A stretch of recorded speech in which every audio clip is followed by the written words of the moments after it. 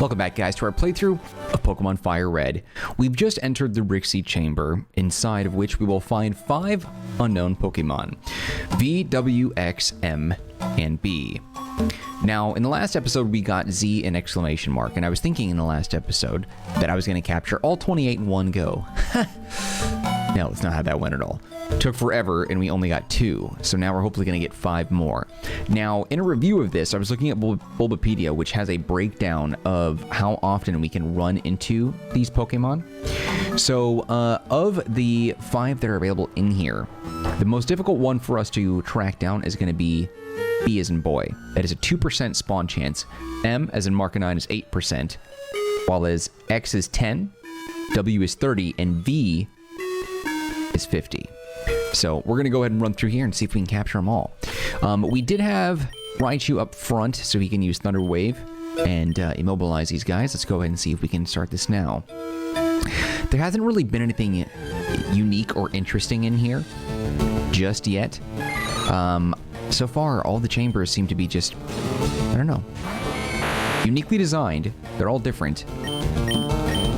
But there's something to do here. I don't know. Weird. Okay, so this is V. I'm going to go ahead and check this one off as soon as we capture it.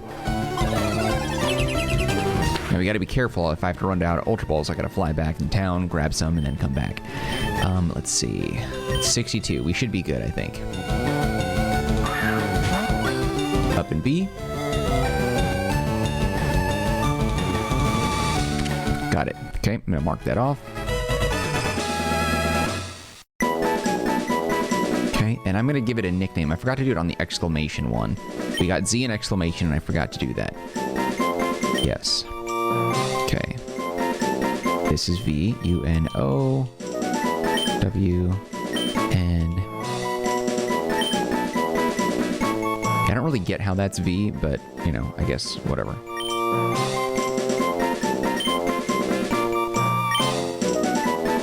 Okay, and I also have a picture here that I'm looking at as well. I've got a few different cross-reference things that I'm trying to piece together. So in Bulbapedia, it shows you all the ones that are available, but it does not show you like what they're called. So I had to pull up a graph of all the different unknowns available, and I'm looking at that, and then I'm writing down a checklist, and then I'm looking at, well, it's just it's a mess. Okay, so we got V. All right, so we got that down. 50% chance for V. Let's see what else we got. W should be pretty easy. It's a 30% chance. Yep, what do you know? Okay, here's W. Kind of like the design of this one.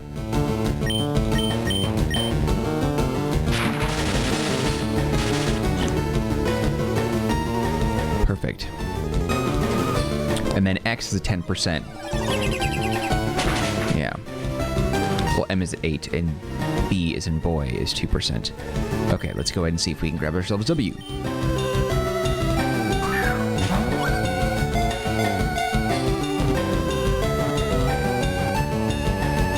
Nice. Okay, give a nickname to the captured unknown. I have this really obnoxious urge to call this a Unown, and it drives me crazy that I do that. I did it ever since I was in elementary school, just because there wasn't a K in it, right? So sounding it out doesn't really make sense to be unknown, right? Because it doesn't have the K. I don't know. I'm an idiot, but it drives me nuts. Oh no, I labeled it X. Idiot. Damn. If I see another one, I'm going to catch it again just so I can label it the right way. God, that's annoying. Another V. That's what I get. I wasn't paying attention. Damn.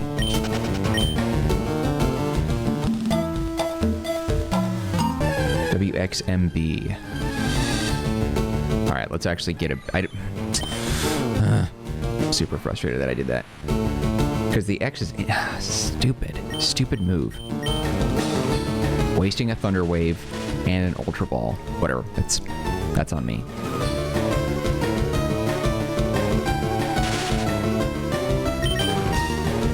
This is my punishment.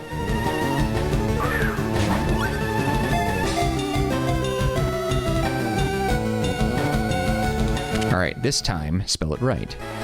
But yeah, I don't know. Certain Pokemon have unique spelling and phrases, for like, sort of like turns of phrases within their naming conventions, and I don't know, I just, even knowing what the name is appropriately,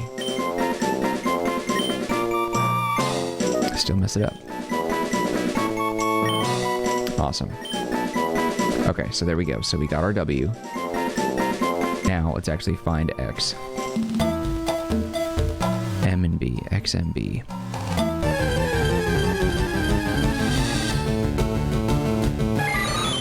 Okay, another V.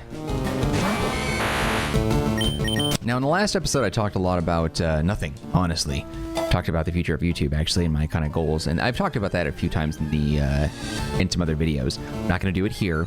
I was just thinking, though, what I wanted to mention is after I uploaded that video, I was really thinking to myself, like, was that the right time to talk about that? But there really isn't anything to do in these chambers. There's no puzzles, nothing to unlock, nothing to discover. It's just walk around and catch all the unknowns. And the thing is with these two is you only need one to fill the Pokedex entry. So there's not really any point in capturing them all, at least not that I'm aware of. There could be some trainer out there somewhere that wants to see a very specific letter. I don't know. I'm assuming not. Still, and what, I don't know what language that's supposed to be a V.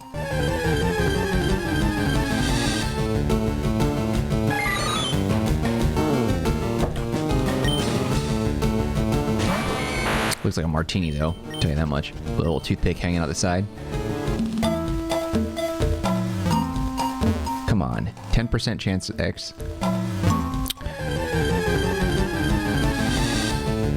Another W. Also, too, it should be pointed out that every single one of the unknowns shows up at level 25 and 25 only. There we go. Nope, somebody's dead. All right, an M. It's a really ugly M, but whatever.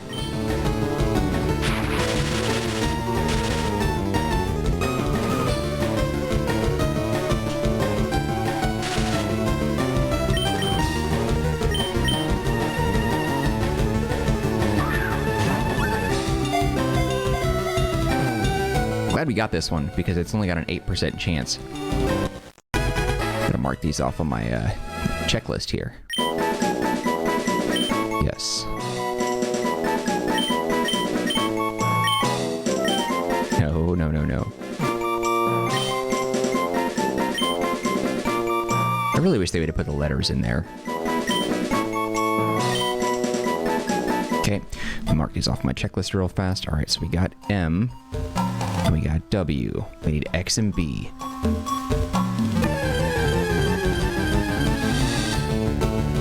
V.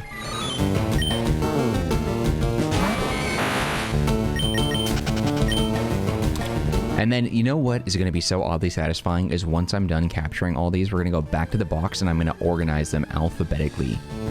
Ooh, I can't wait for that. It's going to feel real nice. Although I screwed up on exclamation. I didn't name him. That's going to haunt me, though.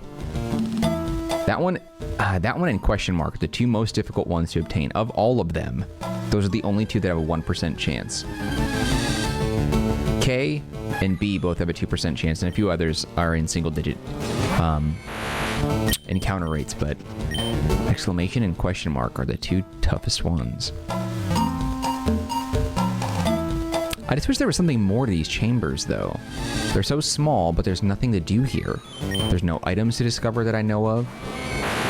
And even Bulbapedia doesn't lay out anything informative about them. Each one of these ruins is different, but I don't know what, like, why? Like, what is the point of this?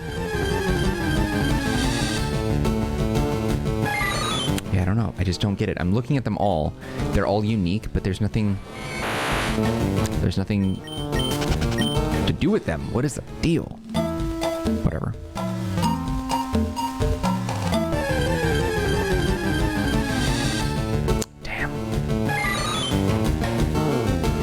And again, just as a refresher too, for those that are curious, all of the unknowns are available in both red and green, or fire red and leaf green, I should say specifically. They're all available. They all have the same spawn chance. There's no benefit to having one version over the other. Come on, hook it up, son.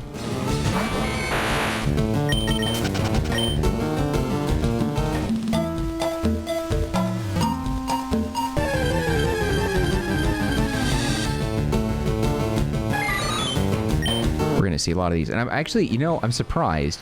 So this is a 50% chance of running into V, right?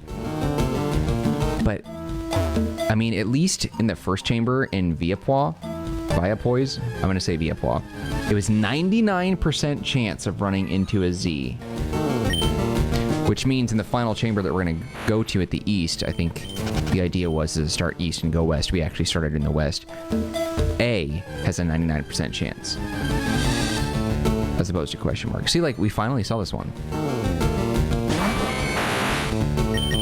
And I was wondering about, like, the shiny chaining method, right? Like, running into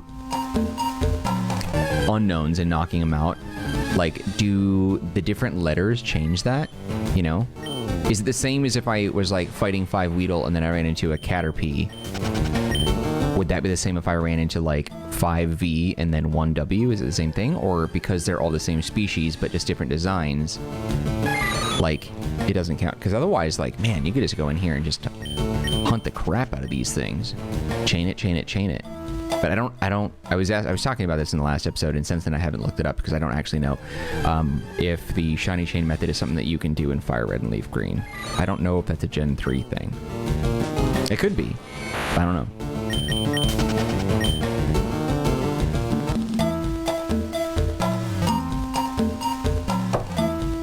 It would be nice if these chambers had some sort of like, okay, to run into X, you have to walk.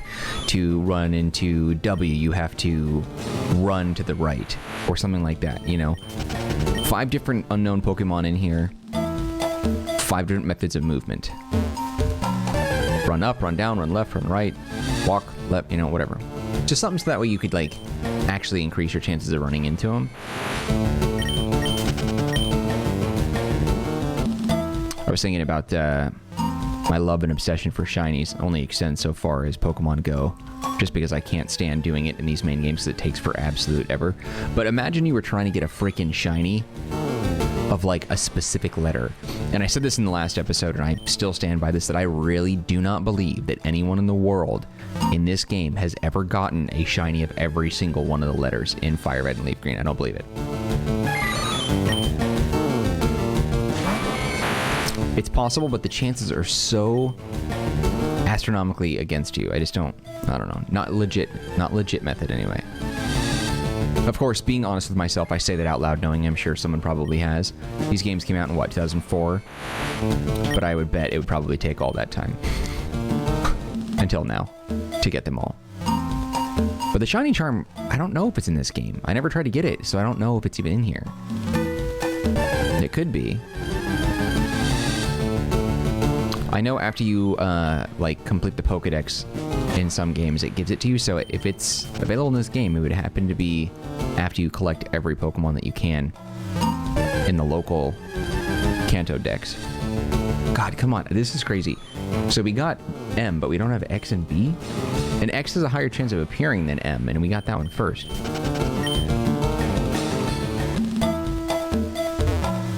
Nothing to click on, nothing to look at, nothing to see.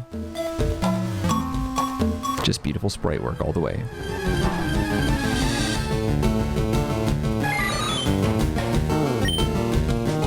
And I think, by the way, the shiny chaining method, if that is a thing that happens in this game, I think, if I understand it, the only way to get it is to knock the Pokemon out. I don't think it works just by encountering them. At least, not that I know of. I'm not aware that it works that way.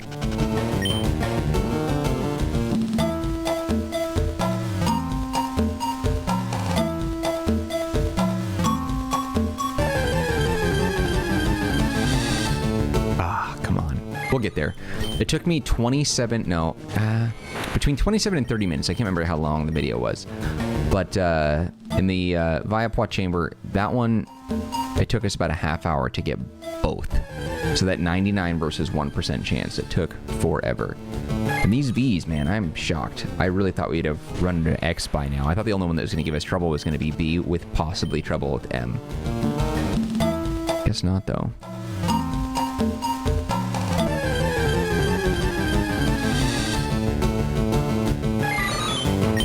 You know, I'm starting to think these percentages are BS. Do not think it's accurate.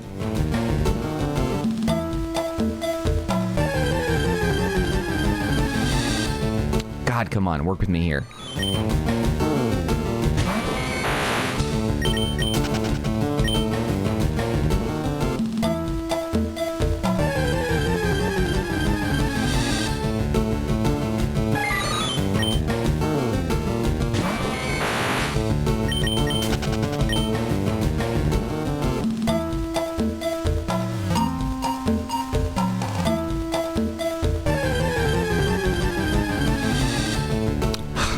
Got excited for a second. I was like, oh, it's something different. It's not a V. It's a friggin' W.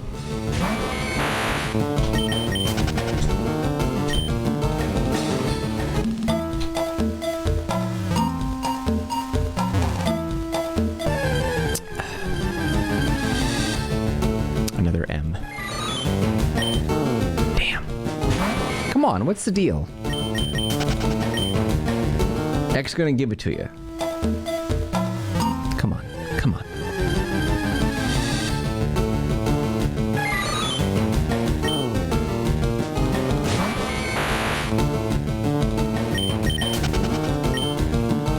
The worst part about these particular videos in my playthrough is that I don't really have much to say in the way of commentary on it. It's like, I don't know, you know what I'm gonna do? I think this is what we'll do.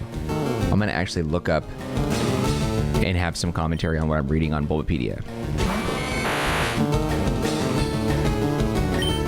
We'll run around with this. Okay.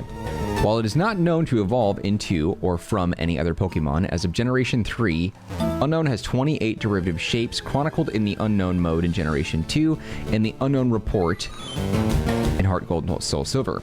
There are 26 Latin alphabet characters plus a question mark and an exclamation mark introduced in Gen 3. In Gen 2, its shape is determined by its individual values. In Gen 3, it is determined by its personality value. From Gen 4 onward, it is determined by a separate form identifier. I don't really know what any of that means, honestly. Unown is a flat, thin Pokemon shaped like an eye with an appendage, with appendages that make it resemble a letter or a punctuation mark. It is entirely black except for its white sclerae, which I think is like the eye thing, which I don't know how to pronounce. All 26 alphabetic forms of Unown have fully open eyes, while the 2 punctuation Unown have half-closed eyes. Yeah, there's an X, baby. That's what I'm talking about. Thank you. Raichu, go to work, my man. Almost did quick attack, killed it, and probably never would have seen it again.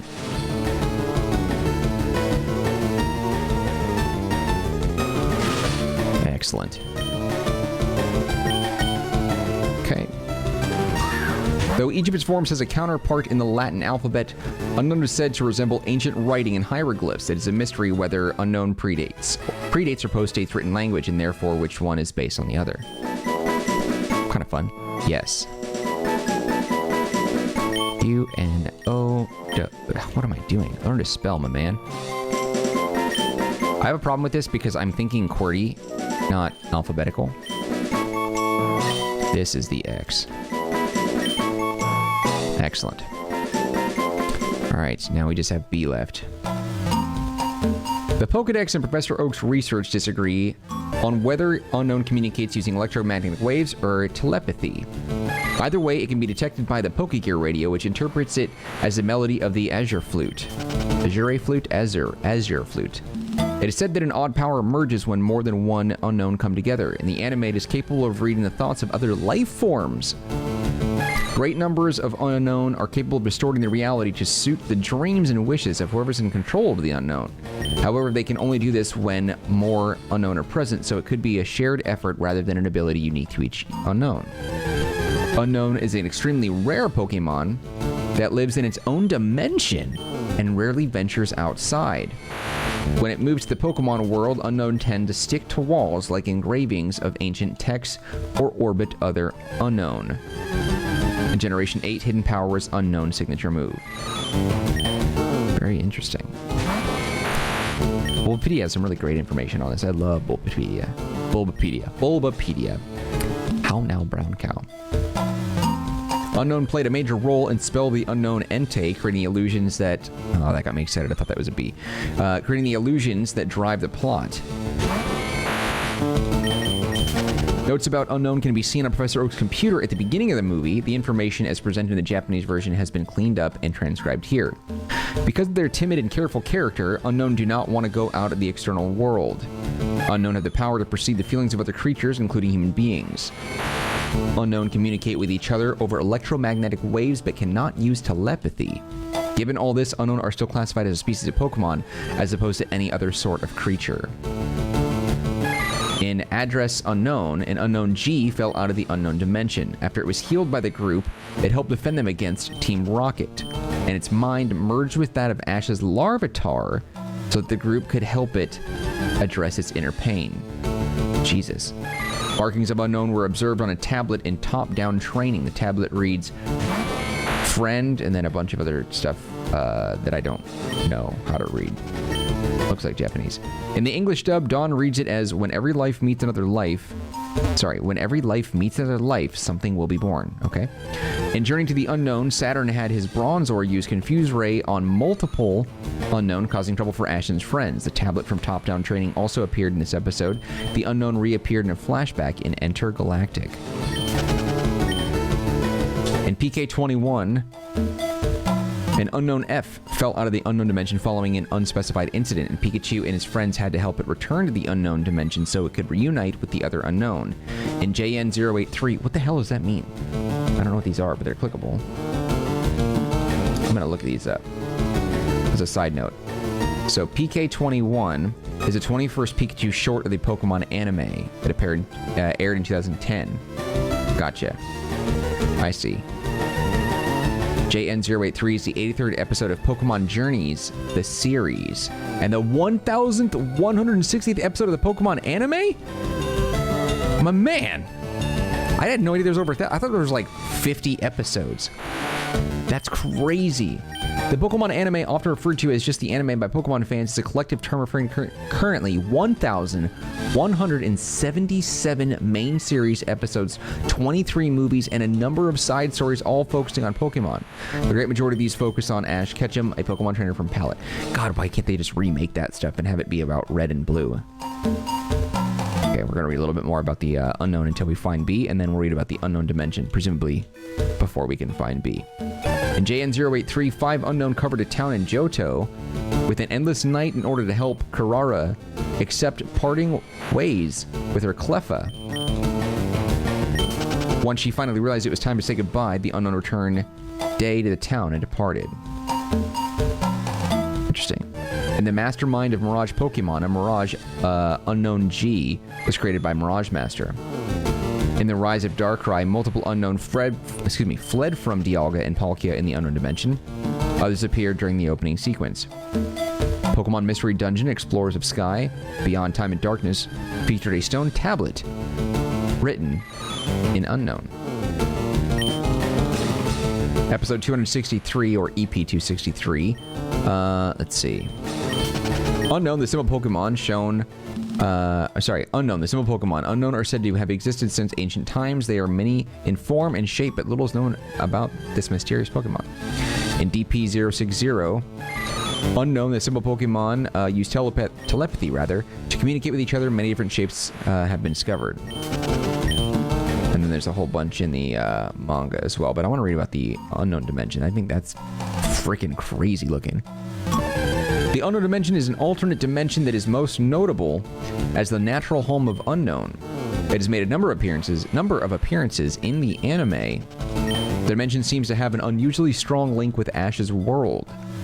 The dimension was first seen in Spell of the Unknown Entei. While researching ruins with depictions of the Unknown, Spencer Hale was transported into the dimension. His daughter Molly inherited a puzzle box found there that gave her contact with the Unknown, who granted her wishes. Damn, that's pretty sweet.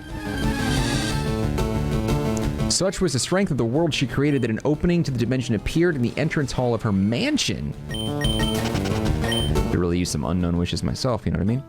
During this time, the Unknown gained powerful control over Greenfield, but all contact with the dimension ended after Molly wished for things to go back to the way they had been before. Molly, you're just making all sorts of bad choices, and I'm very upset with you. The Unknown and their dimension were explained in greater detail in Address Unknown. A portal to the dimension was opened above Mount Silver, and an Unknown fell out and became sick with a fever. It had little trouble returning when it was in good health.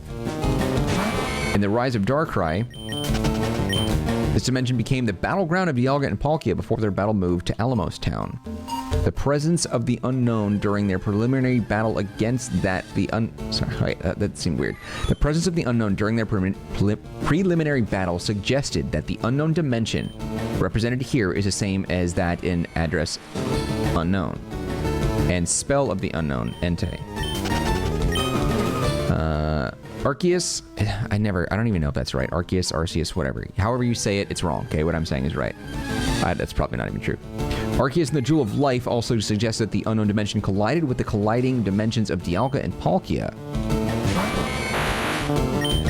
The unknown dimension made its most recent appearance in PK21. Interesting. So in each of the entries for the unknown dimension, it basically just looks like a very brightly colored nebula or something like that. Solar system, perhaps. And it has like a bunch of unknowns swirling around it. So they're basically just a bunch of shapes floating around in space. So, I mean, if you have to wonder whether or not the unknown came first or the alphabet, I'm going to have to assume it's the unknown. It makes no sense to suggest it's the other way around.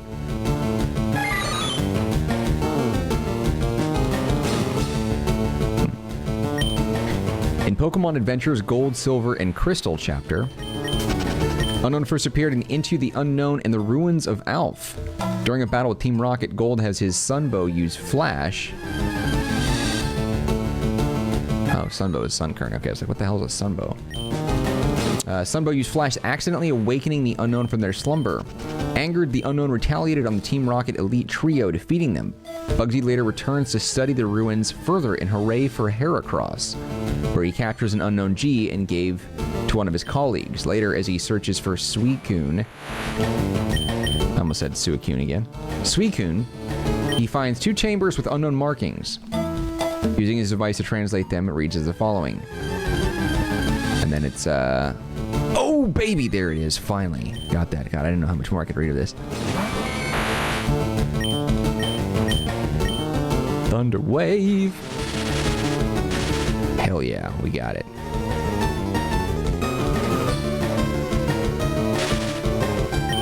Oh, don't want to do that. All right, get that B, baby. Get that B, baby. Get that B, baby.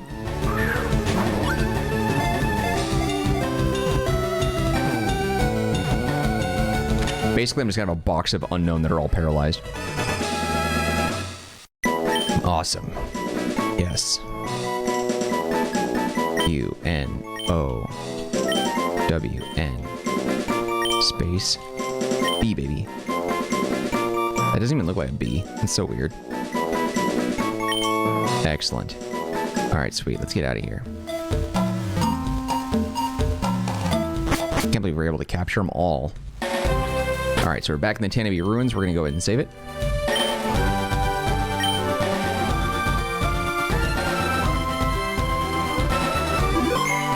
Now, looking at my worldly map here, there are 2 islands immediately to the east. Okay, and I'm not actually sure what is inside this one. Okay, let's go talk to this guy. It might be an actual battle. We'll wait. We'll do that in the next episode. Because, let's see, what are we dealing with? 1, 2, 3, 4, 5, 1. Okay, so whatever islands... So there's 2 islands right next to each other right here. And these islands are Scufib and Dilford, but I'm not sure which one comes first. I'm assuming this one is Scufib, and if that is the case, then this one's going to have Y, G, T, F, and K. If it's Dilford, which I don't think it is, if it's Dilford, it's P, J, L, R, and Q inside. So either way, there's going to be 5 unknown in there that we have to capture. Okay, cool. But anyway, we got our 5. Hooray. So I think we're going to go and wrap it up. Thank you guys for watching this episode of Pokemon FIRERED. Hopefully you enjoyed the lore on the Unown. We still have a few more facts and tidbits that we can read. And I'll try to recover some of those more interesting facts and regurgitate them in the next episode as well, just so we can kind of talk about that. But for now, thank you for watching this episode of FIRERED. Before you go, hit that like button. Do not forget to subscribe. If you have any feedback, leave it in the comment section. I'll get back to you as soon as possible. Otherwise, know that I appreciate you, and I'll see you when we continue on with the new episode tomorrow at 10 a.m. Pacific Standard Time right here on the Marcanine channel. All right, guys, that's it for me. Take care, be well, and I'll see you next time when we continue with Pokemon FIRERED. Later.